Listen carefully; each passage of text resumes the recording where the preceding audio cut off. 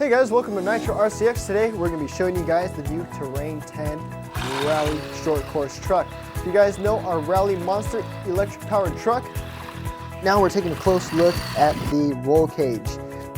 The roll cage is completely enclosing the chassis, which means it'll protect it from rolls, hits. It'll actually protect the shock towers a little better. It's going to keep your shell in shape when you roll over, and it's going to protect the chassis. You have your brushed 540 motor with a removable cooling fin on there. If you ever upgrade to a brushless system, you can swap that over.